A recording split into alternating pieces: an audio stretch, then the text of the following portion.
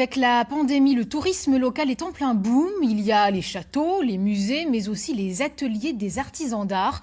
Ils ouvrent leurs portes tout l'été aux visiteurs, une façon de faire connaître leur savoir-faire et surtout d'apporter de la visibilité à leur activité. Une publicité dont ils ont cruellement manqué ces derniers mois. Reportage chez un maître verrier à Orléans. Christine Launay, Salomé Dionisi. Le maître verrier Eddy Romé nous reçoit dans son atelier du centre d'Orléans, où il s'est installé il y a 5 ans. Il est en train de restaurer un vitrail en provenance d'un château du Loiret.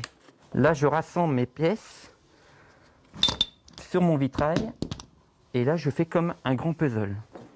Cet été, à l'instar des lieux chargés d'histoire, Eddy ouvre les portes de son atelier aux touristes pour qu'ils découvrent son savoir-faire.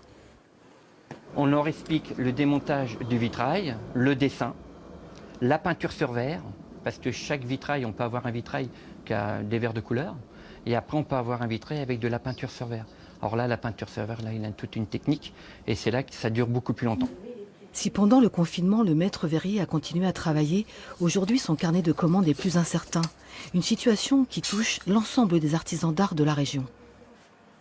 Très souvent, leur seul débouché, on va dire effectivement économique, ou leur seule vente se font à travers des expositions, des festivals ou des ouvertures d'ateliers.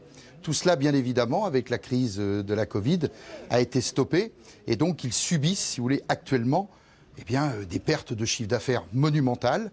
C'est pour ça que nous avons voulu, dans le cadre de cette saison estivale, dans le cadre du tourisme, bien évidemment, mettre aussi en valeur ces métiers d'art parce que c'est une occasion d'aller les voir. Maître verrier, ébéniste, tailleur de pierre et même styliste, 1500 métiers d'art nous tendent les bras durant tout l'été. L'occasion de faire vivre le Made in France et de donner un coup de pouce à l'économie de proximité.